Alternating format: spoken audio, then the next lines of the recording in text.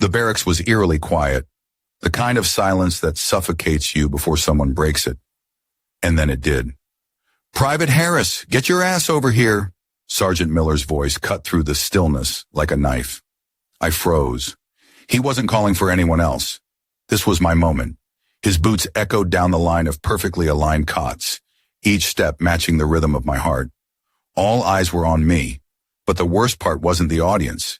It was the certainty in the air that I wouldn't be able to escape this. "Private Harris," he said again, this time closer. "How long have you been in this unit?"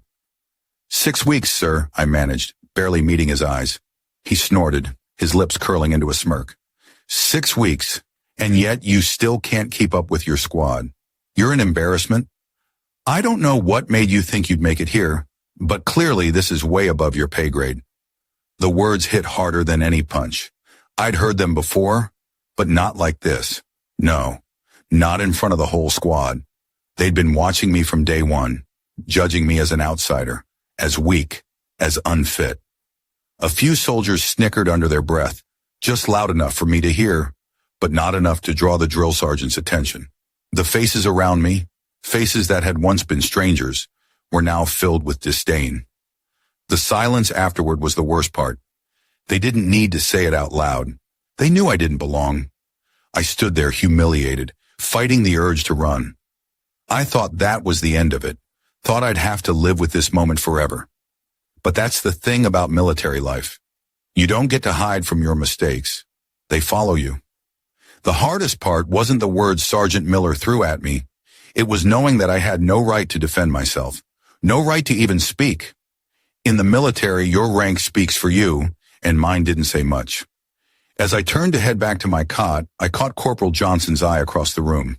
He was sitting on his bunk, facing the wall as usual, but his eyes didn't look away from me. It was almost as if he saw me, truly saw me, for the first time. The fleeting glance didn't last long, but it meant something. He didn't say a word, and I wouldn't expect him to. No one wanted to get involved, especially not with Sergeant Miller in charge. But that moment, that look, stuck with me. I wasn't invisible. Not to everyone.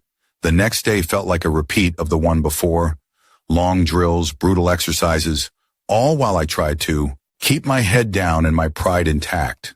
The hazing wasn't over, but with every insult, every harsh word, a part of me hardened. There was a strength growing, buried deep beneath the ridicule, a strength I hadn't noticed before. And as the weeks went by, I realized something. I didn't have to prove myself to them. They didn't matter. They were just voices in the crowd, and that's all they'd ever be. It wasn't until the day of the obstacle course that everything started to change. The whole squad was lined up, waiting for their turn. I knew I wasn't the fastest, wasn't the strongest, but I wasn't going to quit. Sergeant Miller's eyes scanned the line, and when he saw me, I could almost feel his smirk before he even spoke. "Harris, you better keep up this time," he called out, the challenge ringing in his voice. "I'll be watching." I nodded, biting back the words I wanted to say. This was my test, my chance to show them something they hadn't seen yet. The course was hell, walls to climb, tires to crawl through, muddy trenches, and a timed run. Every muscle in my body screamed, but I pushed forward, remembering every insult, every mocking glance. They'd called me weak, but today I was going to prove them wrong. The mud sucked at my boots, pulling at me, but I didn't stop. I couldn't. I wasn't just running for me. I was running for every time they thought I didn't belong here, for every time they looked down at me. And I did it. I finished the course, not in record time, but I finished. The last soldier crossed the line, and Sergeant Miller barely acknowledged it. But then something strange happened. Corporal Johnson, who had been silent through the whole drill, walked over to me. He didn't speak at first. He just nodded, a slight curve in his lips. And then he said, "You did good, Harris, real good." His words hit me harder than any drill sergeant's bark. It wasn't much, but it was something. And in that moment, I understood something. I wasn't invisible, and I wasn't weak. Not anymore. Maybe the squad still saw me as the underdog, but I didn't see myself that way. "What's next?" I asked quietly, more to myself than anyone else. But deep down, I knew I was only getting started. If this story resonates with you, Don't forget to hit the like button and subscribe to the channel so you won't miss the next chapters of this journey. The rain was relentless. It slapped against the barracks roof, the sound like 1,000 tiny fists pounding on steel. And still we kept running. My boots splashed through the mud, heavy with exhaustion, my breath coming in gasps. I could feel the weight of the squad behind me, their eyes, their judgments. They thought I wouldn't make it. They thought I couldn't. I used to think they were right. Hell, I was starting to believe it myself. I wasn't built for this. Every morning was a struggle. Every drill was a reminder of how much I didn't belong. But somehow I kept putting one foot in front of the other. That's what they don't tell you about the military. It's not the drills that break you. It's the silence, the little things, the way the squad looks at you when you're too slow, too weak. How Sergeant Miller's voice cuts through the air like a blade every time you make a mistake. And then there was the rain, the endless rain that felt like it was mocking me. "Pick up the pace, Harris," Sergeant Miller barked from behind, his voice like gravel scraping against metal. I could hear the others, my squad mates, grumbling. They didn't get it. They didn't know what it was like to be the one always struggling to keep up. But what they didn't see was that I wasn't giving up. Not this time. Not ever again. Every step was a challenge, every muscle in my body screaming for rest. But I didn't stop. I couldn't. Not now. I had a point to prove, not just to them, but to myself. "Come on, Harris," Miller shouted again, this time from the front of the line. "What's the matter? You tired already? You want to quit? Is that it?" His words stung, but I kept running, kept pushing. I was always the last to finish, always the one that dragged behind.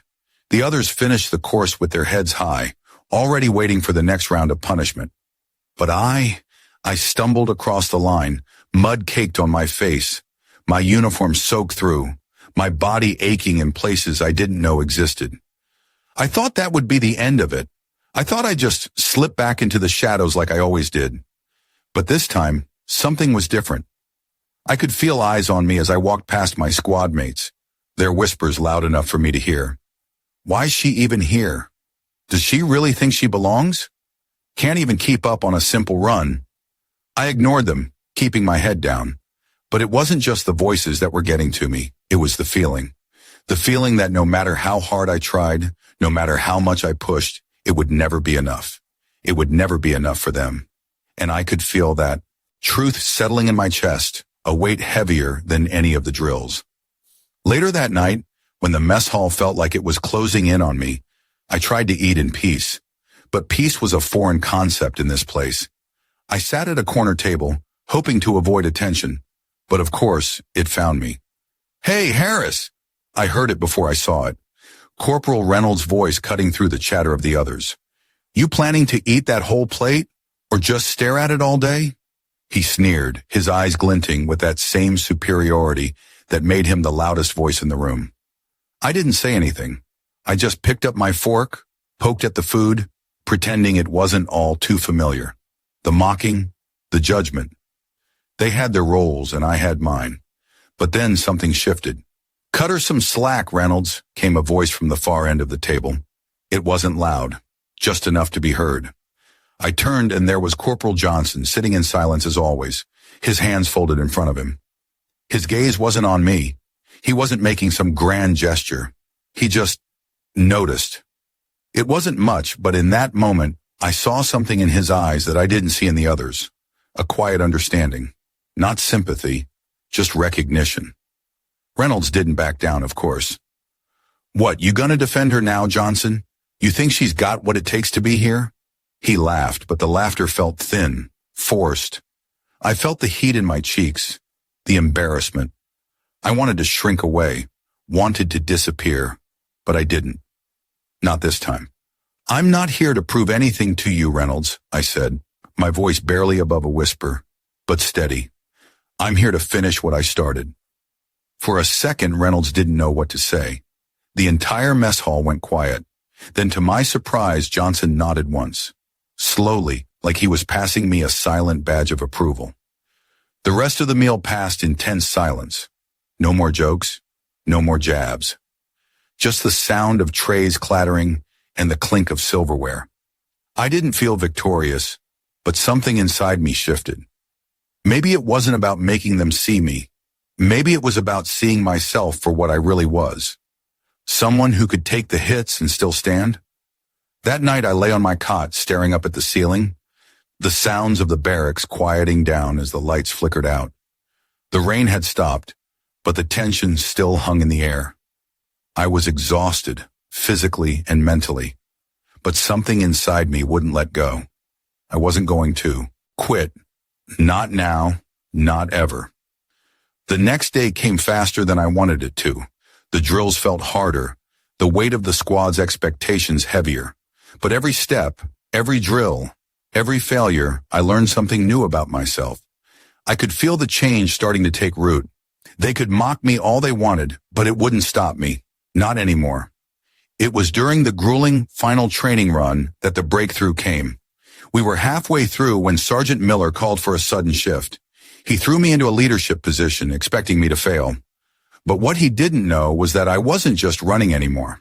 I was leading. My voice cut through the chaos, my movements sharper, more precise. I'd learned how to push through the doubt, the fatigue, the voices in my head telling me I wasn't good enough. When the run ended, the silence that followed was thick. I'd done it. I had finished, and for the first time, Sergeant Miller didn't mock me. He didn't shout. He just watched. It wasn't a victory. Not yet. But it was enough to make me realize something.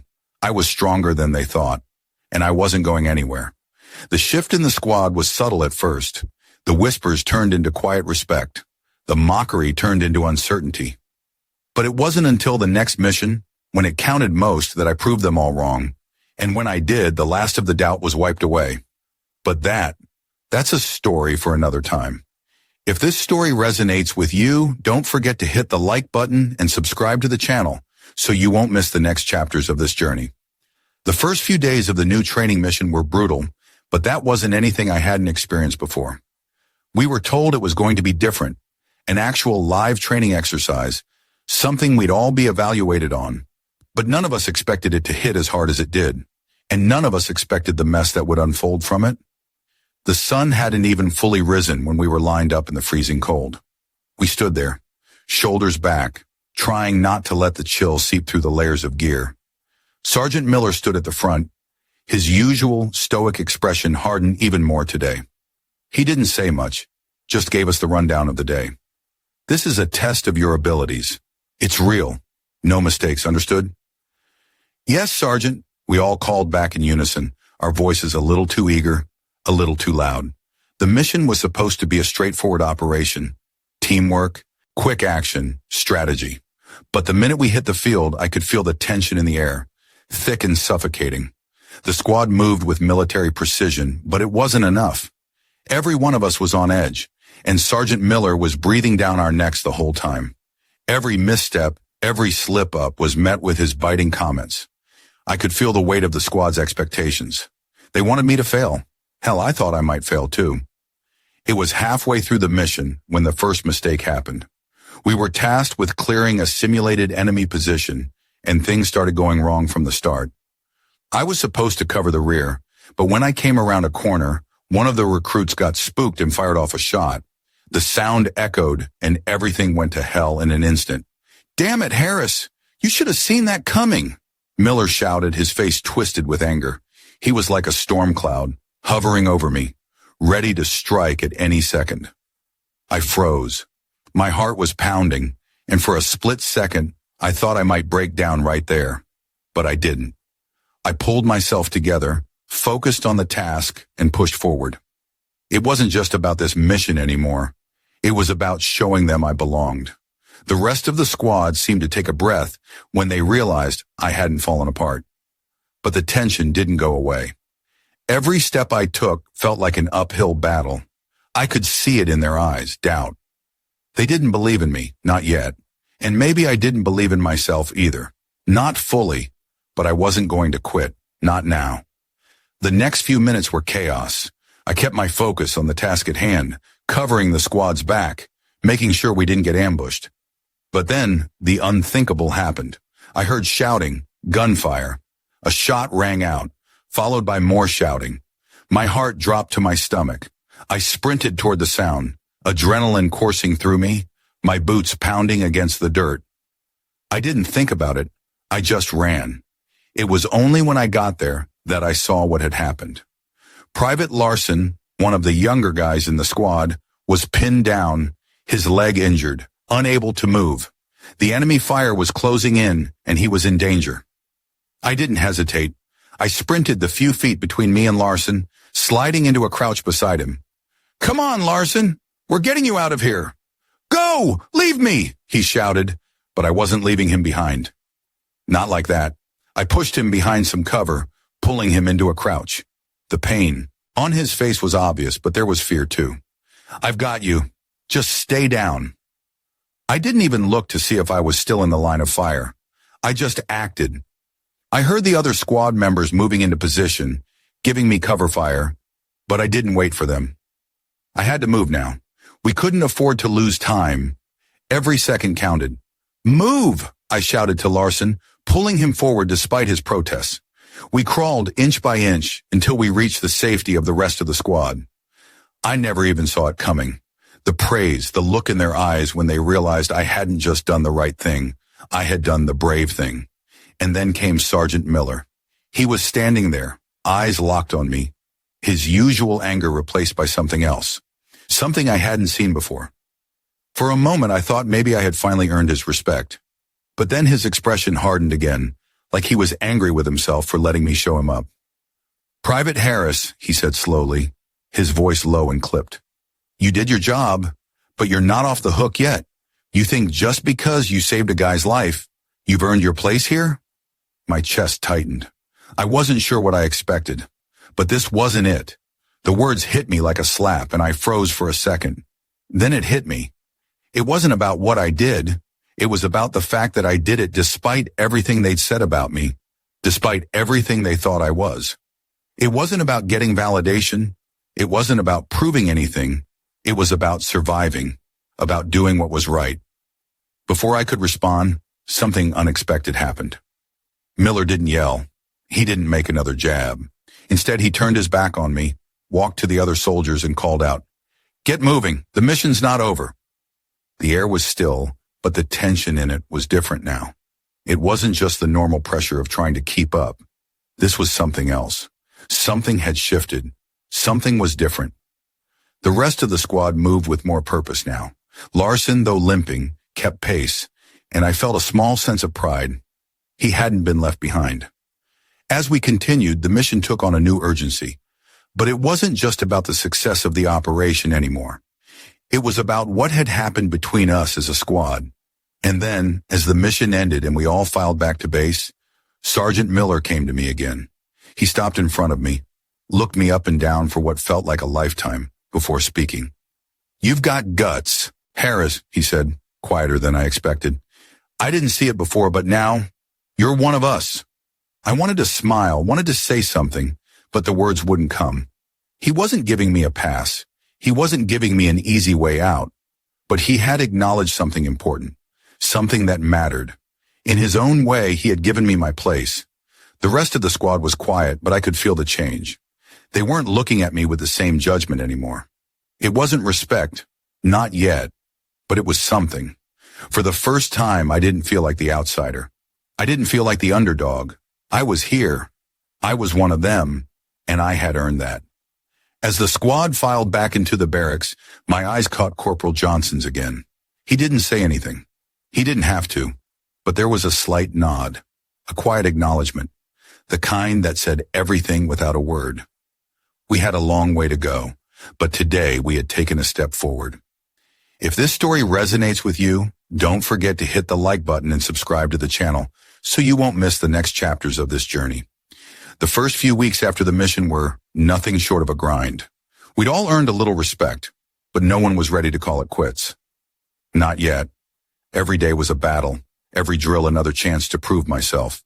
The weight of my past mistakes still hung over me like a shadow, but at least now there was a shift in the squad. People weren't sneering at me every chance they got. Sergeant Miller still kept his distance, though. He wasn't one to give praise easily, but his eyes on me during the drills were different now. More watchful, less dismissive. There was still no outright approval, but I could feel the shift in how he treated me. It was small, subtle, but it was there.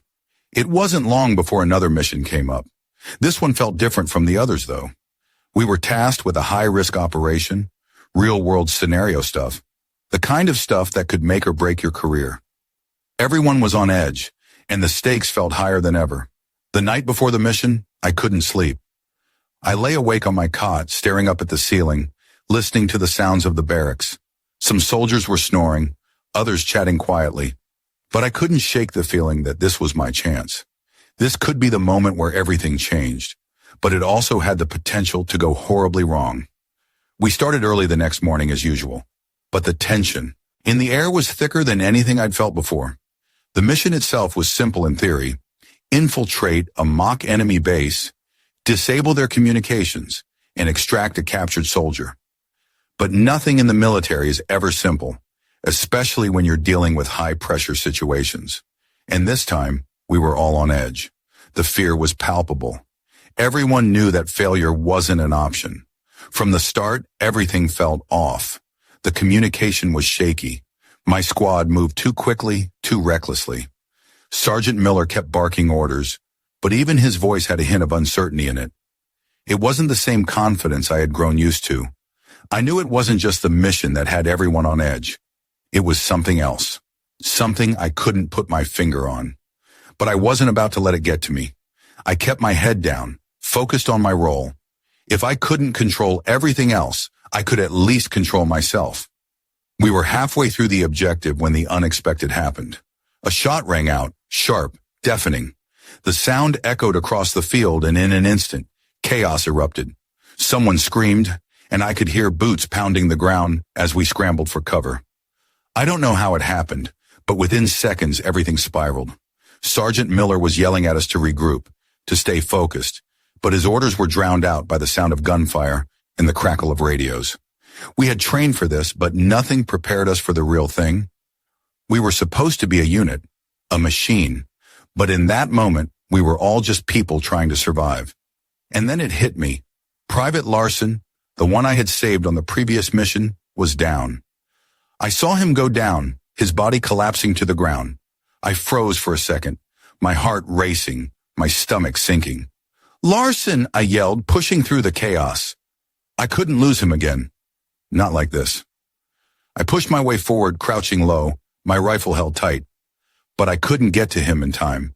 Someone else had already reached him. Corporal Johnson. He was dragging Larson toward cover, but it was clear Larson was in bad shape. His leg was twisted in a way that made my stomach turn. Blood soaked through his uniform. "Damn it," I muttered under my breath, but I didn't hesitate. I dropped to one knee beside them, pulling out my med kit. "Hold on, Larson. Just stay with me." His breathing was shallow, each gasp labored. "I can't." "Keep going, Harris," he managed to say through clenched teeth.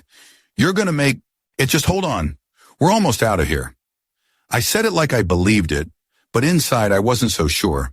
I glanced up, looking for the rest of the squad, trying to keep track of everything around us. But all I saw was chaos. Sergeant Miller was yelling at someone to get to the radio, but the noise was deafening. I could barely hear him. And then something happened that made my blood run cold.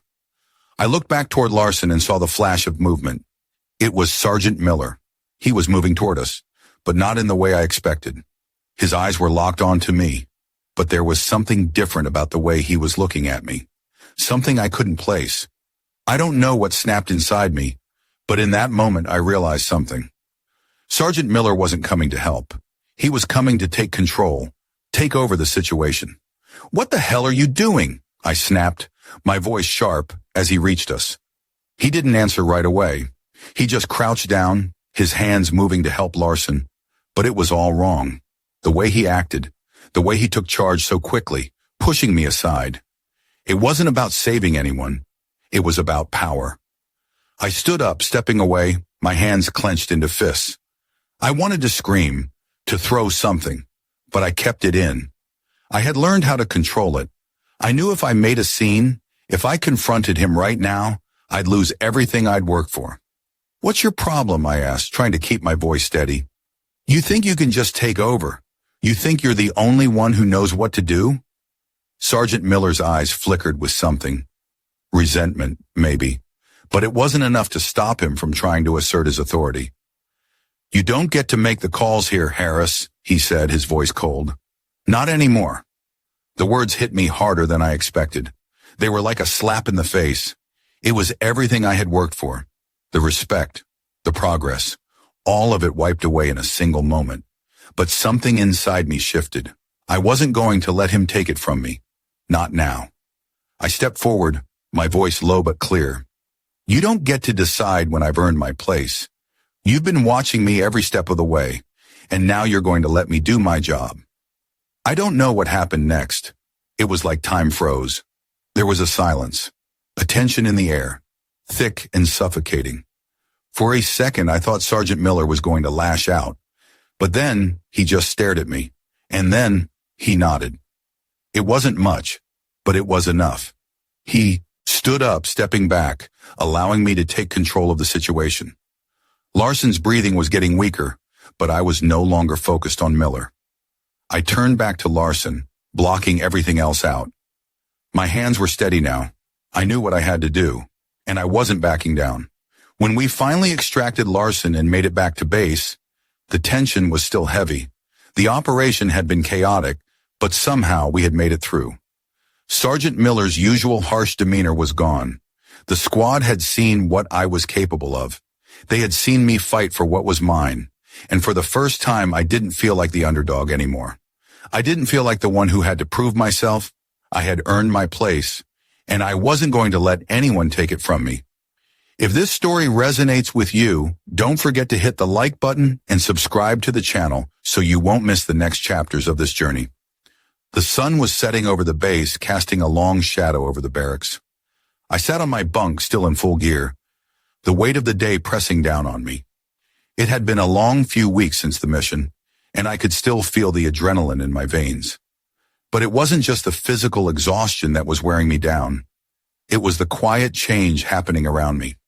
I wasn't the same person I was when I first arrived here. I could feel it in the way the squad looked at me now. No more sneers, no more whispered jokes behind my back. They didn't see the weak Private Harris anymore. They saw someone who belonged. And then there was the change in Sergeant Miller. He wasn't the same either. His harsh commands were tempered with something else. Respect, maybe?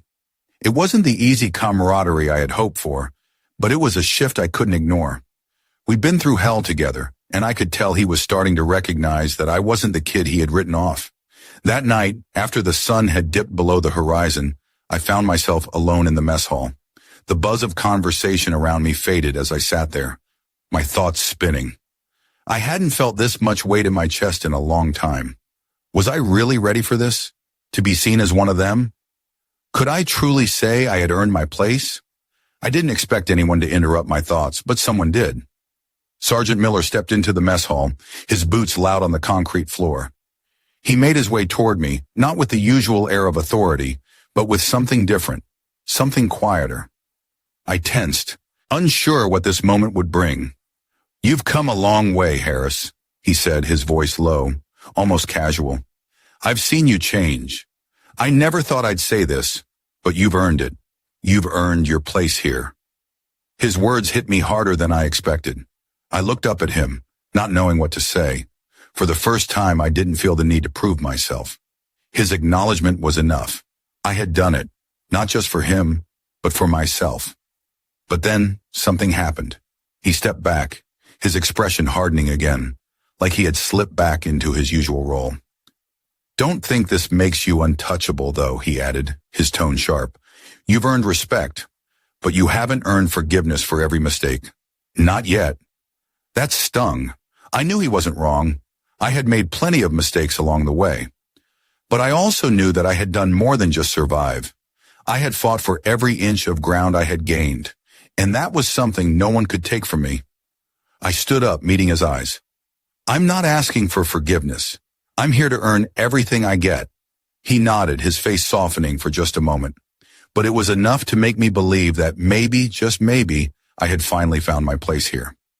The next morning during roll call, The whole squad was lined up as usual. My heart was pounding in my chest, not out of fear, but out of something else. Something I hadn't felt before. Pride. I wasn't the outsider anymore. I wasn't the one they all doubted. When my name was called, Sergeant Miller didn't bark orders like he used to. Instead, he gave me a nod, a simple gesture, but it was enough to say everything he hadn't said aloud. And then, the rest of the squad followed suit. It wasn't much, but one by one each soldier gave me a small nod, a silent acknowledgement. The respect that had been hard-earned was finally there. I looked around at the faces of my squad. No longer hostile, no longer distant. They were my brothers and sisters now, not because of anything I had done for them, but because I had done the hardest thing of all. I had earned my place among them. Later, as I walked back to the barracks, I couldn't help but smile. The weight on my shoulders wasn't gone, but it had shifted. I wasn't the same Private Harris that had walked onto the base months ago. I wasn't the one they mocked or underestimated. I was part of something bigger now. I sat down on my bunk, finally letting the exhaustion catch up with me. The journey wasn't over, but I had come so far, and for the first time I felt like I could finally rest. But I knew this wasn't the end. I had to keep pushing, keep proving myself, not to Sergeant Miller, not to anyone else, but to the person I had become. The road ahead would be tough, but I wasn't afraid anymore, because now I knew who I was, and I wasn't going anywhere. If this story resonates with you, don't forget to hit the like button and subscribe to the channel so you won't miss the next chapters of this journey. The American flag fluttered gently in the breeze, its red, white, and blue colors a silent testament to everything we stood for. I stood there alone for a moment, looking up at it, feeling the weight of every word spoken to me. The voices of my squad, once distant and cold, now felt like echoes of the past, voices that no longer doubted me. One by one, they walked past me, each giving a small, respectful nod. It wasn't much, but it was everything. Even Sergeant Miller, once the harshest of critics, paused in front of me, his face unreadable. Then, without a word, he nodded. It wasn't the kind of nod that said, "Good job." No, it was the kind that said, "You're one of us now." And in that moment, I understood what it meant to truly earn respect, not through words, but through actions. What doesn't kill you makes you stronger, they say. And that's the truth. You see, every moment of doubt, every sneer, every harsh word, they didn't break me. They made me who I am now. I didn't just survive. I fought, I learned, and I became someone worth standing with. The journey wasn't easy, but nothing worth having ever is. It's about pushing through, standing tall, even when they try to push you down. It's about proving, not just to others, but to yourself, that you belong. We all have something inside us, something that can withstand the hardest challenges if we don't give up. If this story resonates with you, share your thoughts in the comments below. I'd love to hear your experiences. What keeps you going through the tough times? Don't forget to hit that like button if you feel the power of resilience, and subscribe for more stories that will keep you thinking long after they're over. Stay strong, stay resilient, and remember, we're all in this together.